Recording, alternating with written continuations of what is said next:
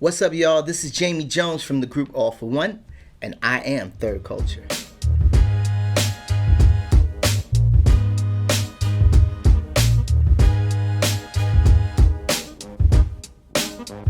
What's up, everybody? This is the sit-down conversation with Mr. Jamie Jones. Man, thank you for being here with us, brother, on this podcast. Thank you, my brother, for having me. And so we just wanted this to be a casual conversation, to exchange some ideas, to talk about your third culture experience and how you've had to, to bridge some gaps in your discovering who you are in the world and what you were designed to do. And so let's start from like even your earliest of memories. Like what were some of the influences that you had in the home or in school and church or whatever your experiences were? It's so funny that my mom and my dad were not singers. None of my brothers and sisters, my older brothers and sisters, were.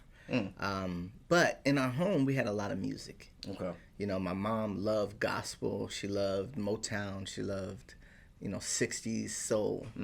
My dad loved jazz, and he loved like easy listening type stuff. And then I had older sisters and brothers that loved Prince and Funkadelic and Parliament and Michael Jackson, Yeah. So in my house, there was like a lot of different musical influences. And like I have a picture, I actually have it in my phone, of even before I could walk, like when I was a kid, if you wanted to shut me up, the best babysitter in the world was to turn the stereo on, plug the microphone in, put on some music, set me on the floor. I'd sit there for hours. So you were like a performer or just listening? No, singing. Oh, I'd so have you the were like microphone performing, and singing. I couldn't speak, like I couldn't sing words, but I would sing melodies and, whatever. Wow. And it was so funny, like my mom is old school, she's from Alabama, and she would do these oldie but goodie parties. And growing up, like we did a lot of firsts in our neighborhood. First to have an Atari. Oh. First to have a Nintendo. Okay. First to have a VCR. It was as big as this table. You were had that a top family. loader. Yeah, man, we were lucky, man. So when my mom would have these parties and everybody brought their kids, everybody would go into the master bedroom where the VCR was, and my dad would have all these movies, and all the kids would sit in and watch movies. All but me. Like I'd be out with the old people dancing. Wow. I knew all the songs. Like my dad would stay up the night before. He had a reel to reel, and my mom and him would stay up for 6 hours putting all her favorite songs in order so that they could just hit play and just let it go. And I'd be up there with them. Music has been such a big part of my life, and those early influences came from home. So I grew up listening, like I said, to old gospel, Mighty Clouds of Joy and Mahalia Jackson, but then also on my dad's side, George Benson and Anita Baker and a lot of that stuff, and it just really influenced me. It always made me, want to do so many different types of music. But that's kind of the thing I always look back on that really helped shape me and let me know that my purpose was to do music. It was just from the very beginning. My earliest memory is riding in my mom's 1971 Buick Riviera with the 8-track. And I loved Stevie Wonder as a 2-year-old. And we had an 8-track. And my favorite song as a kid was Isn't She Lovely?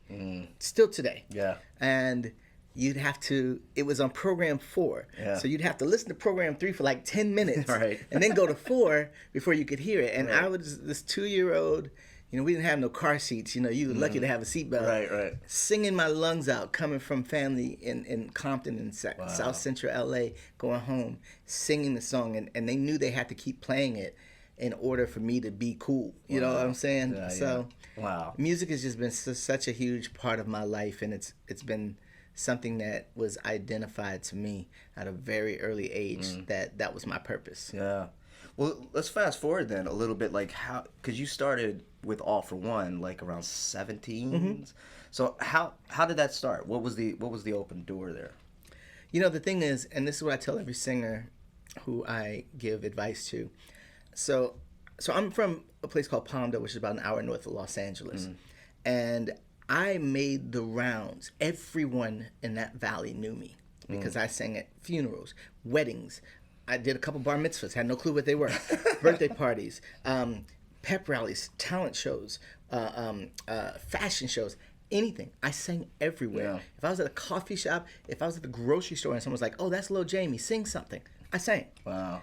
And by chance, or not by chance, sorry, nothing happens by chance, by destiny, by God's appointing, there was a producer who had just moved out from Washington, D.C. And if I rewind back a little more, I had already met Tony and Alfred at a talent show, and we had met Delius at a karaoke show. The other members of the group. Of the group. And but this guy, he had just moved out, and he was looking for a guy group that could sing our first song, So Much in Love, because he worked for an independent record label. And he was challenged with finding a group that could sing it. And it was an a cappella record with a real bass singer in it. So that's not always easy to find, someone who can do like doo-wop type stuff. So when he started asking around, when he moved out there, everybody said, "Go talk to Lil Jamie," or Lil Luther is what they used to call him. Go talk to Lil Luther over at First Baptist. And so he found out where First Baptist was, the church I grew up in, came on a Tuesday night when we were having choir rehearsal, and said, at the end of the choir rehearsal, I'm looking for Lil Luther. I was like, well, God led you to the right place. You found him. Wow. Gave me a cassette of So Much in Love, said, listen, my the record label I work for is an independent record label, but we're looking for a group. And if you can put one together and learn this song, I can get you a record deal. So I said, bet, give me a week. I know exactly who to call. Wow. Called the guys up because, I had, like I said, I had known Alfred and Tony now for a little while. And Alfred was a true bass singer. Tony had that high first tenor falsetto thing. We met Delius at a karaoke show because we were all broke trying to win money.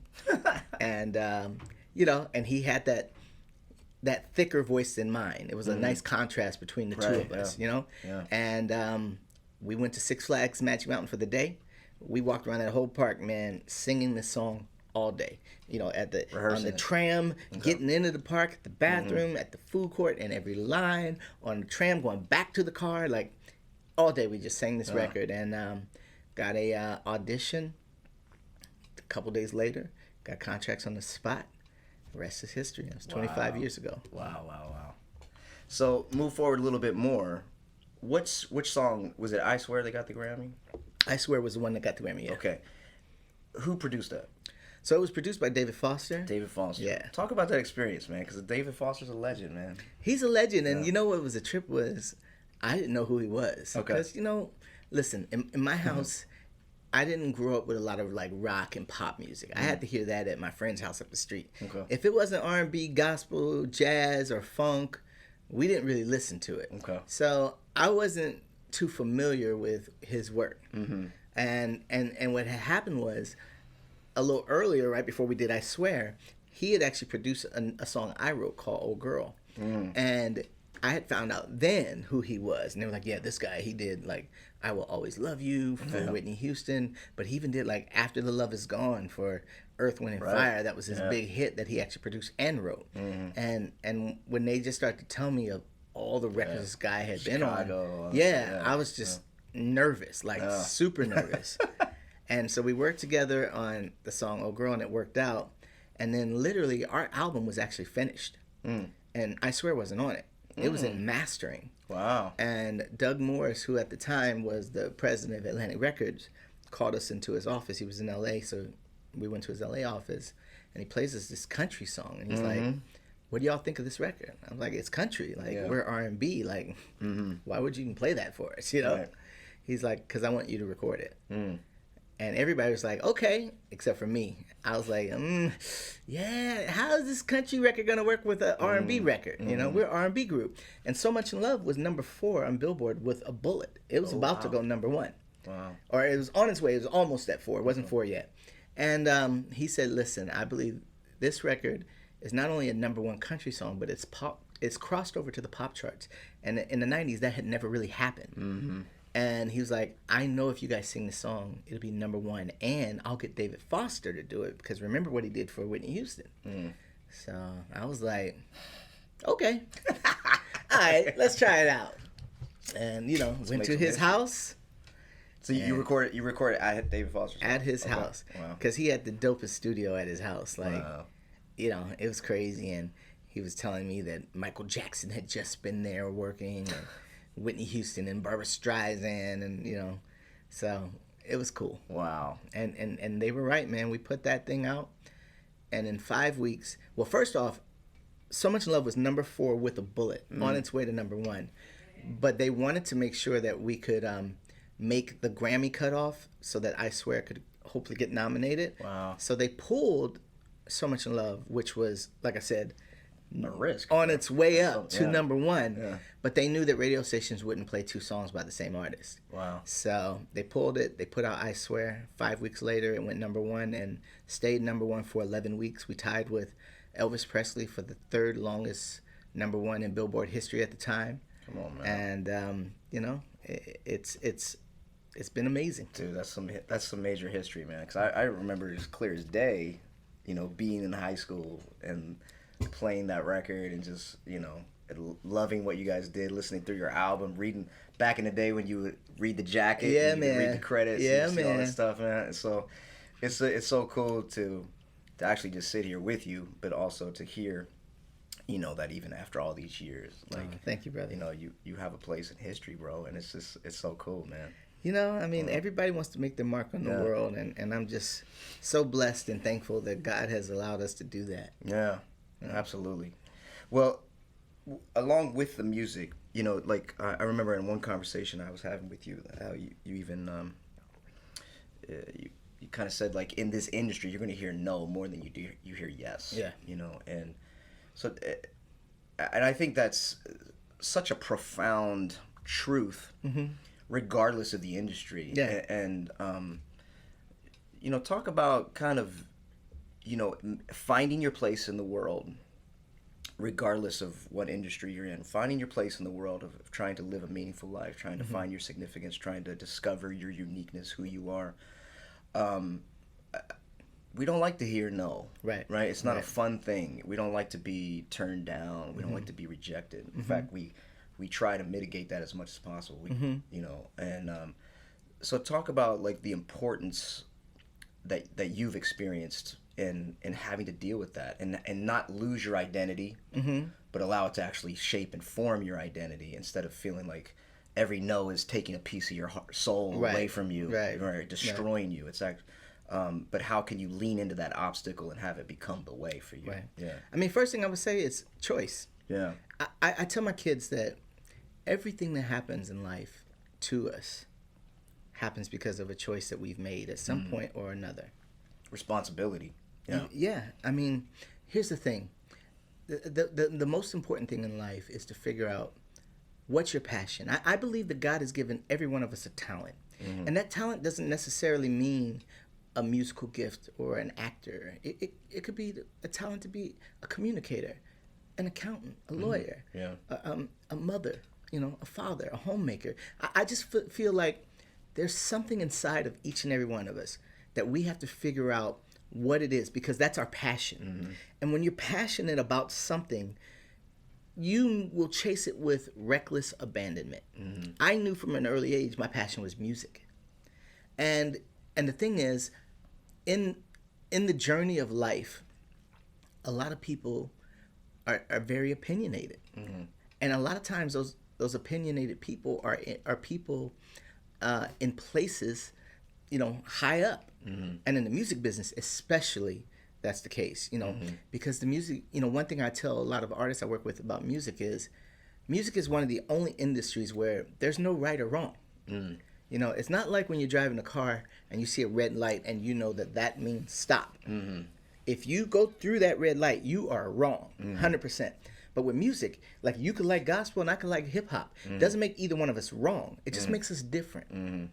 And a lot of times in music, you're always trying to guess and read someone else's mind, or what they like. And this goes whether you're an artist, whether you're a songwriter or producer, it doesn't matter. Yeah. Eventually you're going to get to some decision maker, and you've got to figure out his taste. And a lot of times his taste and your taste are not the same thing. And you're going to hear no a lot.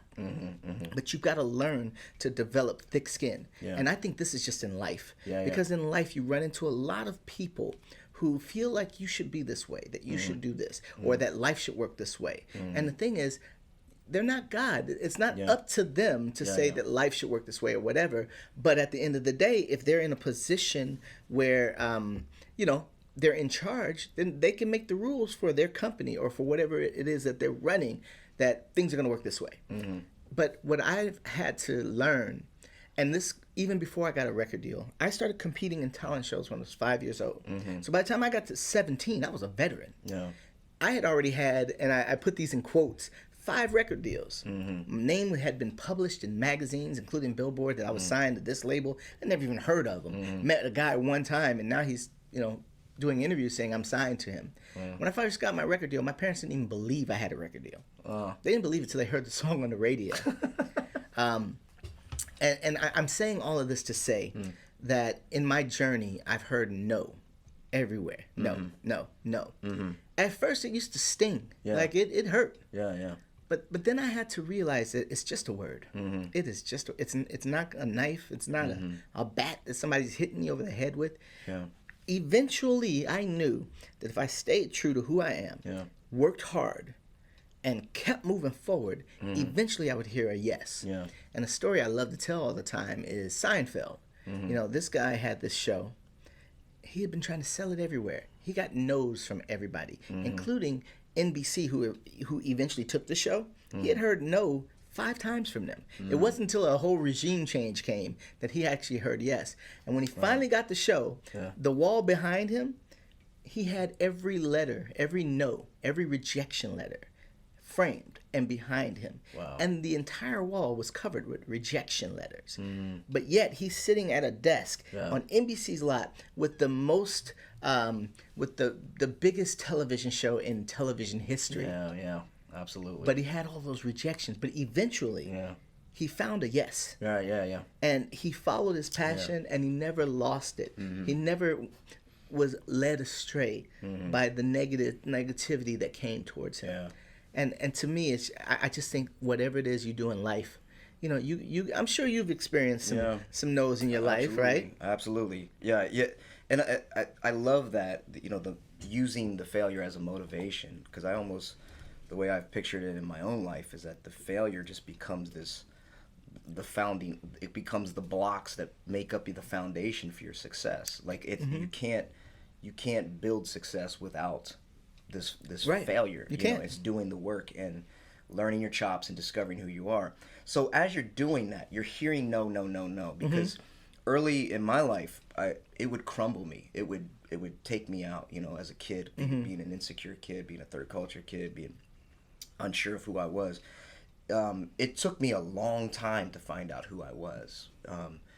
So what I'm saying, getting to, is that there's something in you that you believe more than the no. Of course. So where did you get that? What helped form that for you? Honestly, I think that I'm probably not in the majority with this, but it's just a thing that I have always known. Since the day I could have dreams and remember them, that I would be on stage singing. Wow. I've always seen that. And even when I was 17, hadn't gotten a record deal yet, and it's actually on the verge of one, didn't know yet. And my father pulls me aside and he's like, look, son, you're out of high school. You can't just sit here and chase this music thing. You've been doing it since you were 5 and it hasn't happened. And I'm not trying to discourage you, but you need to have a plan B. You got to have something to fall back on. And education. I want you to go to college. And I said, all right, Dad, well, will you make me a deal? He said, what's that? I said, give me 2 years. I says, but I'll shake your hand if it makes you feel better as a man and tell you I'll go to college. But I also want to be honest with you that I don't mean it at all. And he was like, what? You know, because he was a military man. You know, you don't talk to him like that. Yeah, yeah. I wasn't disrespectful about it, but I was like, I just don't mean it. Yeah. And he says, what do you mean you don't mean it? I said, well, Dad, I feel like if I have a plan B, then I'm just preparing to fail. I'm just preparing that when my plan A doesn't work any longer, I will do what you want me to do. But Dad, I plan on retiring from music. And whether that's being a musician, working in a record store, working at a radio station, being a professional songwriter, being a producer, or being an artist, or all of the above, I one day will retire from music. That's my goal, and that's what I feel God has put me on this earth to do. And so he said, okay, well, I'll give you 2 years. In 2 years, if you're not where you're trying to be, then you got to go to school. So I said, okay, all right. And not long after that conversation, that guy walked into my church. Wow. And the rest became history for me. Wow. And I've never looked back. Yeah. And, I do believe education is important. Don't get me wrong. Like, my kids have no choice. Sure. They're going to school. Yeah. But the thing is, my father knew and my mom knew from an early age that I was very passionate about my music. My father was an Air Force mechanic. He was in Vietnam working on planes. And when he came here, he worked for Lockheed.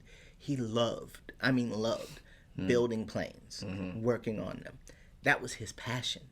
When the weekend came and he was off, he would be reading books about them and studying and finding out the difference between this plane and that plane, this one, that one. That was his passion. Yeah. Well, that was me and my music, and and I've been very blessed, that God allowed me to identify that at a very early age. That's good. That's so good. What would be some advice that you would give to young people, maybe not necessarily just specifically the music industry, but we live in a day and age where the traditional careers, like my dad grew up as a worked for an aluminum company for 35 years. That's not the norm nowadays. Right. Most people will stay in an industry maybe 5 years and then try something else. Right. So given the information age, the technology that we have at our disposal, there's a lot of, most of the top jobs now didn't even exist 10 years ago. Right. So there's a lot of entrepreneurial mindsets out there in young kids, which is great because it's taking the world forward. What are some things that you would suggest to young kids that are feeling like, I want to start a business, or I want to go in the music industry, I want to be an actor, whatever it is, but there's still some principles that you'll find in all the successful people. What would you kind of lay before them? I'll give you I'll tell you what I tell my children, because my children, even though they've grown up around music, that's not their passion. And what I tell my kids, though, is what's so important in life is to work as hard as you can to figure out what it is you are passionate about. Yeah. The reason why is I love music so much that if I wasn't able to make a career out of it, if I was working just a regular job as well, I would still do music for free as my hobby or on the side or whatever you want to call it, because I love it that much. Yeah. It's important because when you're working a job that you hate, work is long every day. But as the saying goes, when you do what you love, you'll never work a day in your life because it's not work to you. Right. And not every day is easy. There's times where me as a songwriter and a producer, sometimes I work with artists who are not that great. I'm just being honest. Yeah. It's my job to make them sound great, but it's not exciting for me. But at the end of the day, I still recognize and realize I'm living my dream doing music. And I get a chance to hopefully impart something good into this artist and maybe help them. Yeah. So that's what I look at, and I'm like, okay, let's go. Yeah. So, with my own children, I tell them all the time, first off, we need to figure out what you're passionate about. And then secondly, you have to be able to, I'll give you a basketball analogy. You got to put the work in the gym when nobody's looking, when there is no audience. For me as a young kid, right, I would get in front of the mirror. I would hold up, a toothbrush or a shampoo bottle as my microphone, but I would get in the mirror and sing.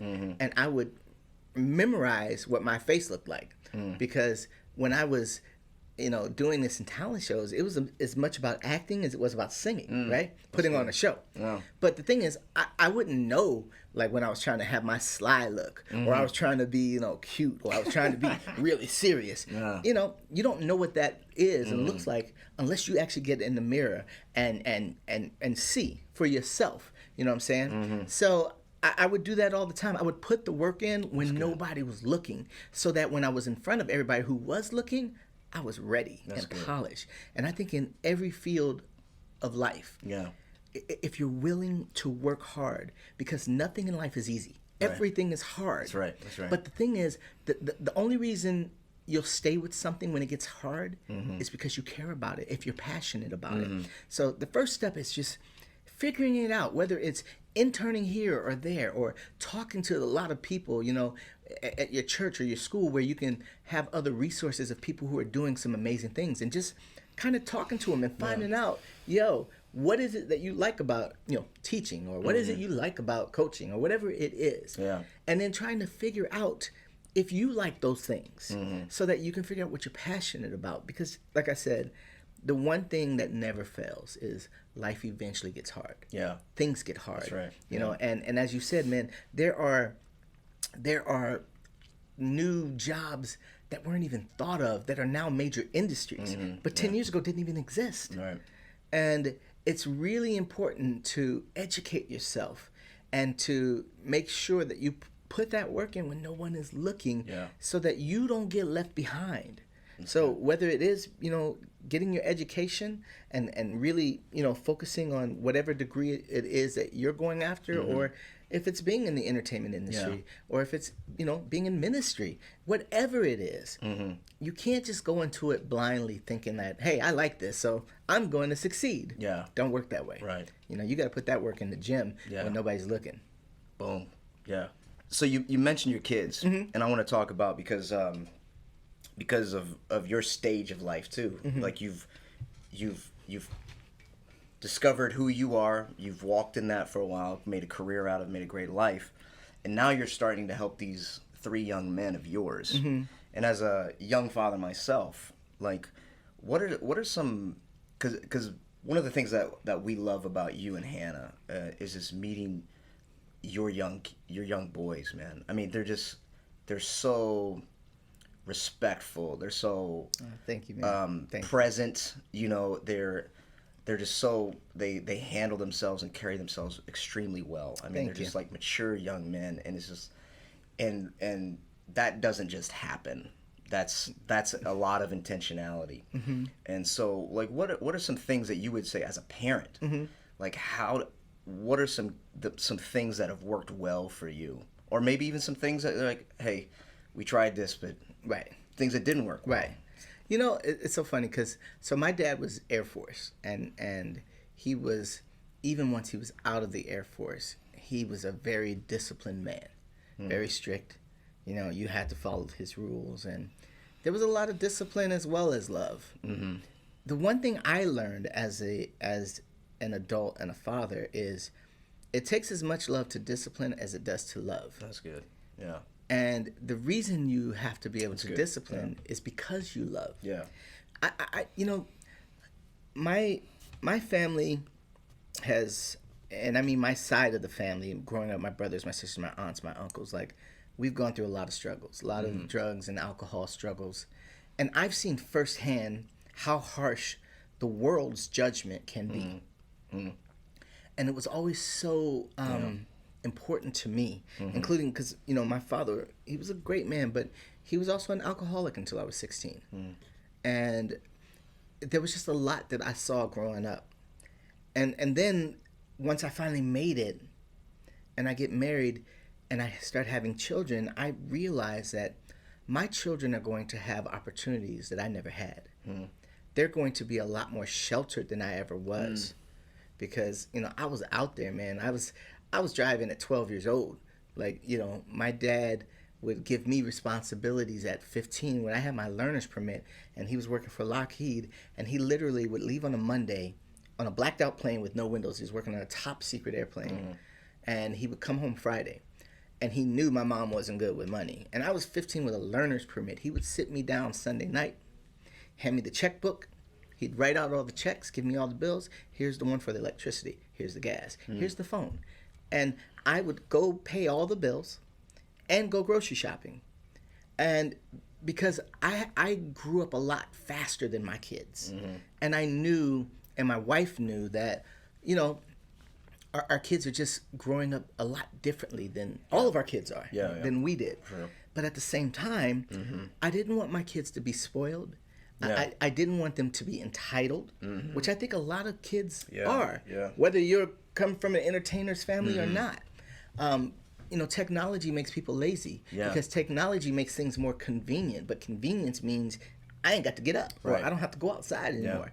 So it was always important for me from day one that my kids had balance in their lives, a great balance of love and of discipline. And discipline doesn't always mean spankings. Sure. But it does mean making sure that your children understand that for every action that they have, it's up to them to choose whether the reaction they get back is going to be positive or negative. Yeah. So if you do something positive, you'll get something positive. But if you do something negative, you'll get something back negative. And so many of the kids today, I notice, they don't really understand that concept. Correct. Because a lot of times, nowadays, parents are so afraid to discipline because this study says and this study shows.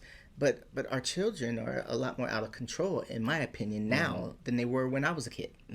And I think a lot of that is because of the fact that they don't understand that there's a consequence if you do something wrong, or there is a celebration when you do something right.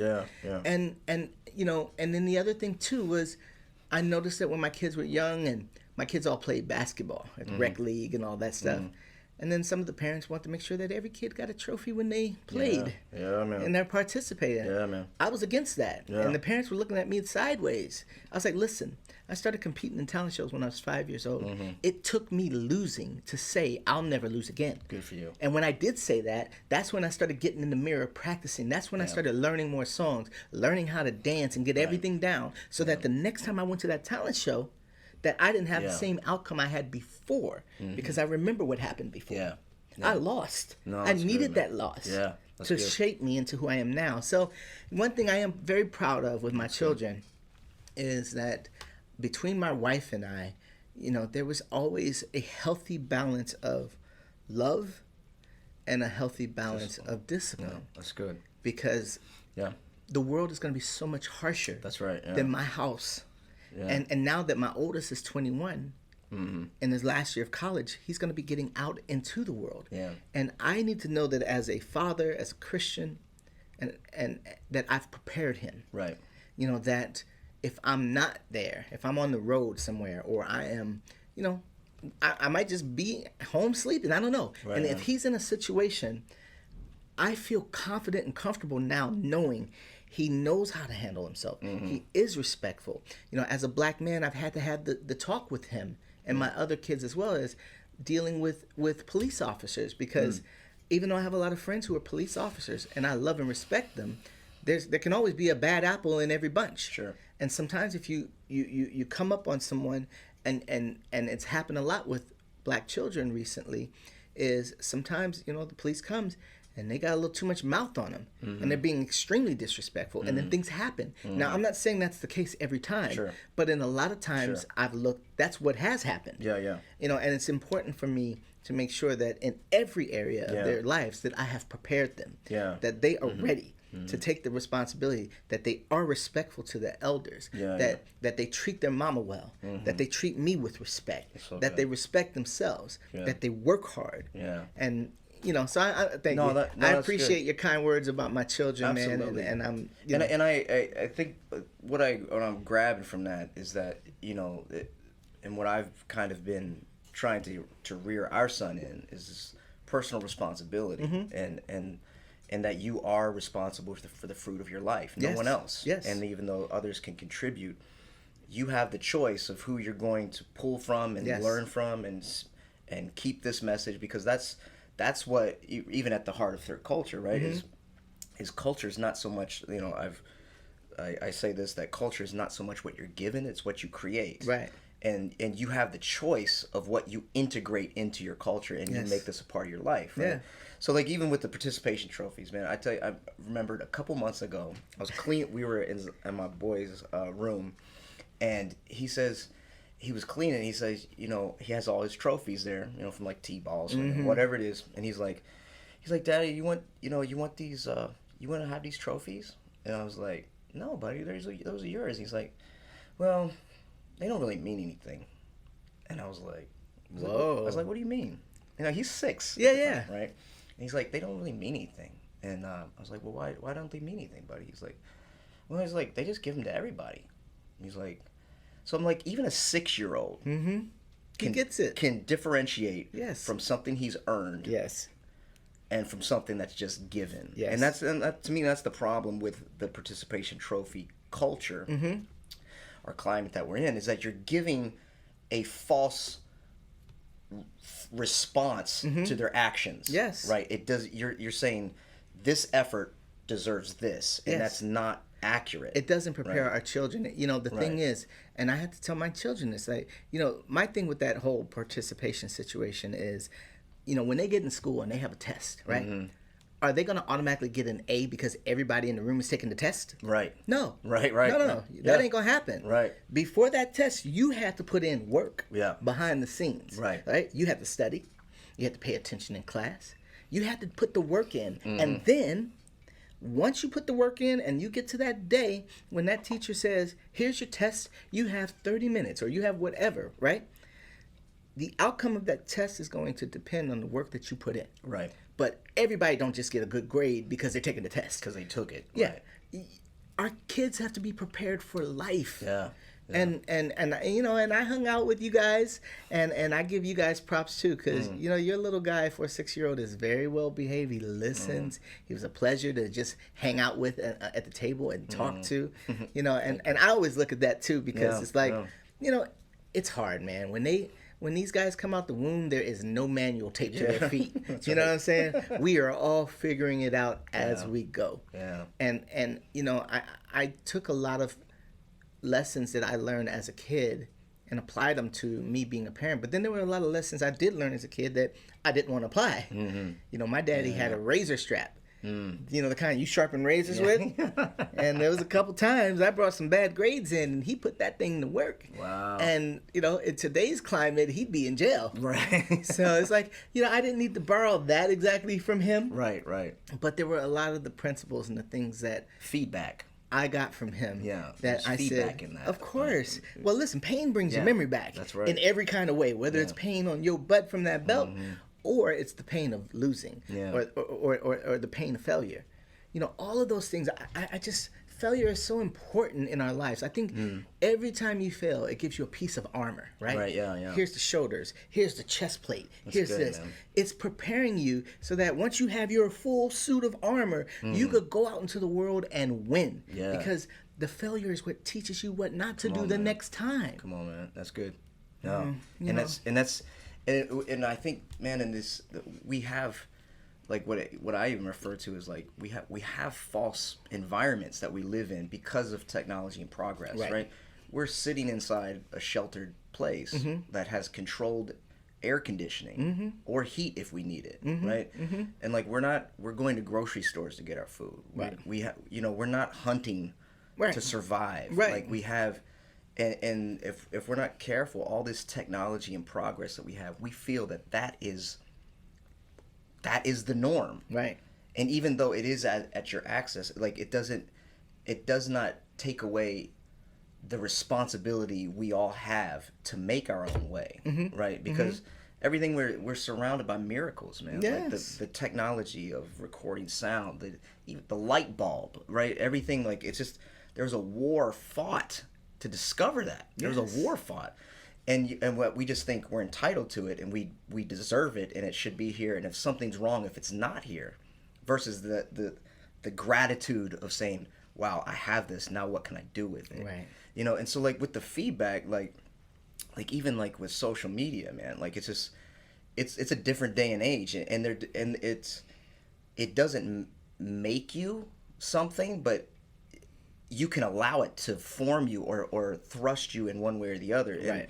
And what I mean, like, is, like, I was talking to a friend of mine, and and, like, we're talking about, like, back in the day, like, when we were in high school or something, you would have a notion that like, this guy is, he's a cool guy, man. And right. I think people like him a little bit more than they like me. Uh-huh. Like, nowadays, you don't have to guess. Right. You got analytics. Yeah, true.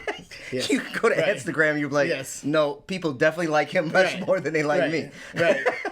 So what are you going to do with the feedback, though, right? Because that doesn't necessarily, doom your future to be something or not to be something, right? So, like, how do you, like, and I'm thinking even forehand, like, for my son, like, giving him an infrastructure that can take the analytics and not let it define him, but let it inform him. Right. Right? So Of the course. difference is like, it's not telling me I'm a loser, I'm Right. not popular, I'm not liked, but I can use the information to inform me to make better decisions. Right. So Right. like as a parent of 3 young world changers, what do you say to a young parent that is, you know, like in this day and age of the social media and all the feedback that you get, Right. that is much more like Right. instantaneous than Right. it was in our day. Like how have you dealt with your sons like going through like maybe depression, like which is very popular now with young kids, Right. which I think is systemic from they just don't have the emotional infrastructure to handle all that information. So Right. how have you helped them to kind of, you mentioned the love and the discipline, which is so key, but adding on to that as far as them helping them, you know, have a resolute, like you did, like you said, I'm going to do this no matter what Right. anyone else says. Right. Like what are some things that you've kind of put in them? Well, here's the thing. I just think as a parent, it's important to just be there. You know, when I was growing up, and I'm sure you too, right?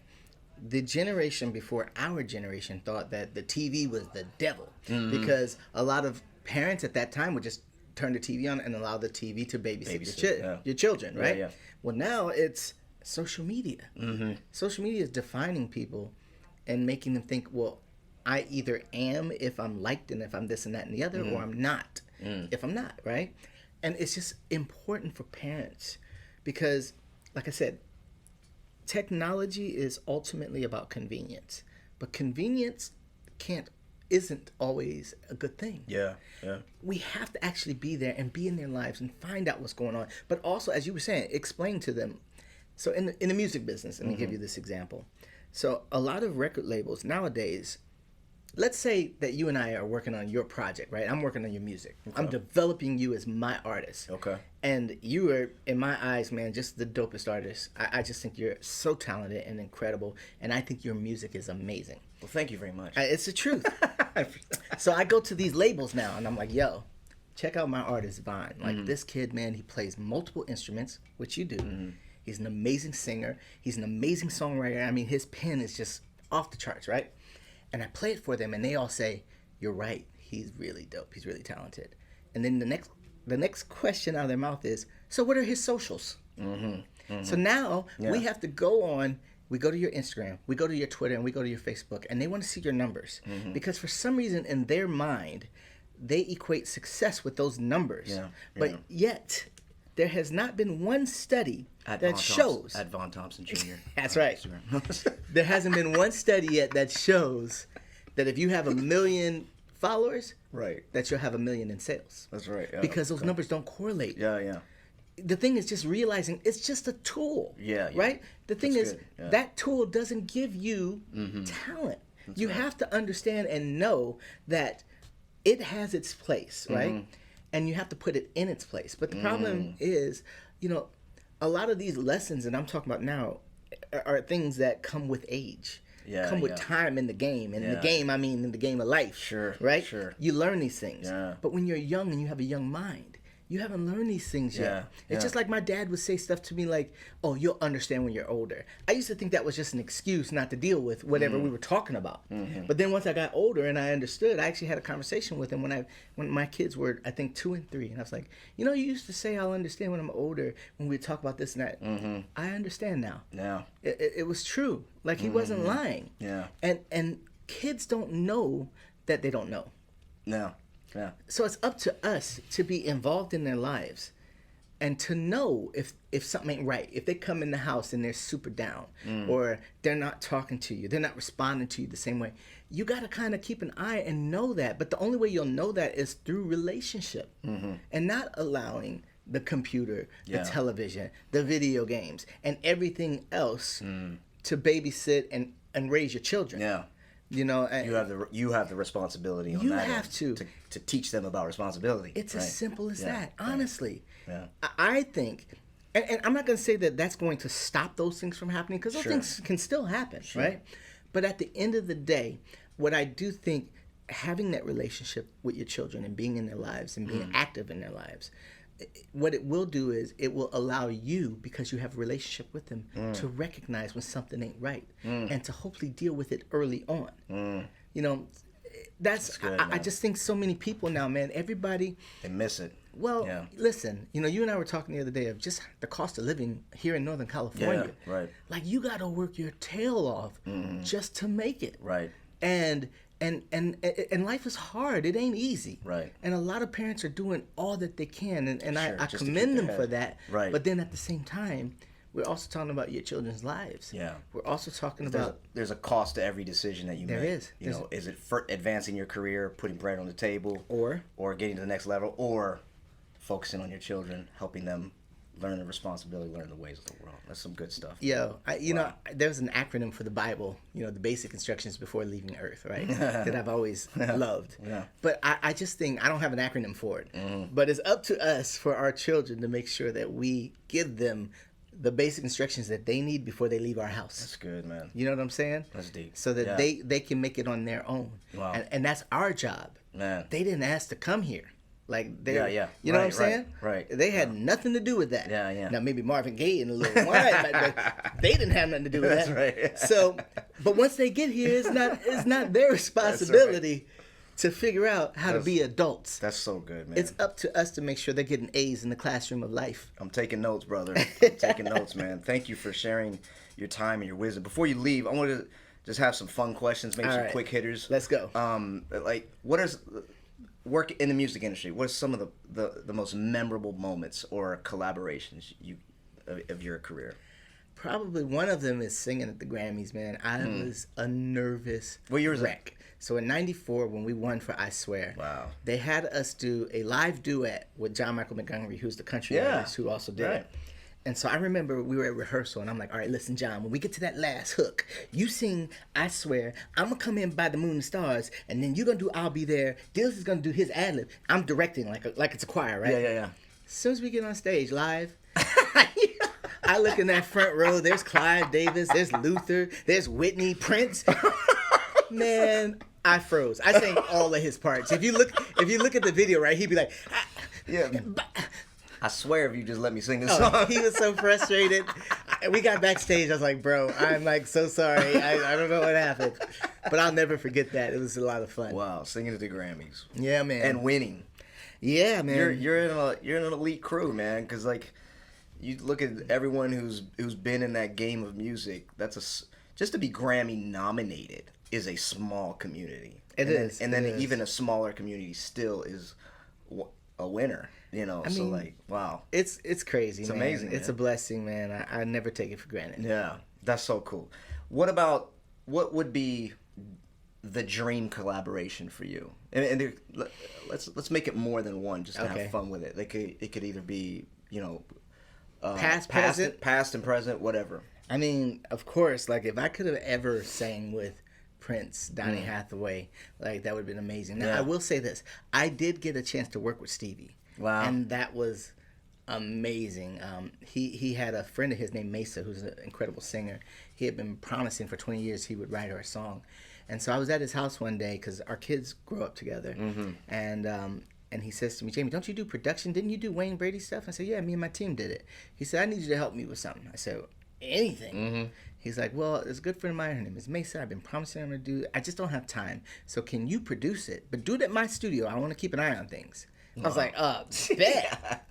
And I mean, the only downside was if I were working on just your project and we're doing a song together, I would turn that song around in maybe a week tops. It took us almost a month to do the song. Wow. Because I would One go, song. I would go to his studio. First off, he didn't want to work until 10 p.m., right? I'd be in my studio all day working. I'm tired. There were Saturdays, and you know, at this time I was still the worship leader at my church. I would be at his studio from 10 p.m. till 6:30 a.m. I would run home, hop in the shower, get dressed, go to church. And I mean, boy, that was a sad church service for me, boy. I'd just be out there like, you know, give thanks, you know. Boy, I was just on 12 cups of coffee. But at the end of the day, it was an experience, man, just to... Yeah, that's great. He would sit with me till 5 in the morning, and we would just talk. Wow. And his studio, like, he still has like all the old synthesizers that he used, like on Songs in the Key of Life and some of those other things, and they're all in pristine condition. And we would go and he would show them to me, and he played me songs from the You Are the Sunshine in My Life sessions that never made the album, but were amazing. Wow. So honestly, man, that's super cool, man. You know, I know I'll never get to sing with Prince because he's not here any longer, and same with Donnie. But I feel fulfilled that I at least got an opportunity because Stevie is such a hero of mine. Sure. To do that. Sure. What about modern day? What if like you had someone that's like maybe on the charts now, like you just like you really admire their work or you like what they're doing? You know, so being in my position, I've worked with a lot of folks. There's a young girl out now. She goes by Her. Her real name is Gabby Wilson. I actually worked with her when she was 15. Wow. And did some music with her. And even then, I was just blown away with that little girl. She's actually from up here, from the Bay Area. Okay. I didn't know that. And her parents, man, were just good people. Wow. And now that I see her as a grown up now, you know, 21. Yeah. And when I met her, she was playing 5 instruments, but she was just mastering them. And now she's like killing it on everything. So I really like her. Like I'm just so supportive of her. I just hope she wins and wins big. But I love also like PJ Morton. PJ Morton was the keyboard player in Maroon 5, but he's an amazing artist. Like I love him. I would love to do something with him. There's another girl I love named Emily King, another independent artist. Really, really dope. Very musical. I gravitate more to, you know, people who are super musical and are actually saying something. Right. You know, right. that Content. Yeah. Yeah. What about last question? Top 5 albums all time. Ooh, any Jesus. genre. That's a hard one. Go ahead. Okay. I would definitely have to have Songs in the Key of Life up there. I would definitely have to have Purple Rain up there. Donnie's Greatest Hits. Off the Wall. Yeah, by man. Michael Jackson would definitely That's cool, be up man. there. Yeah. Ooh, and the last one, this is a hard one for me. You know what? One album that to this day, it just brings such good memories for me of being with my dad, driving up to Sacramento. It would probably be Anita Baker's Rapture. Wow. Yeah. That's awesome, man. Yeah, man.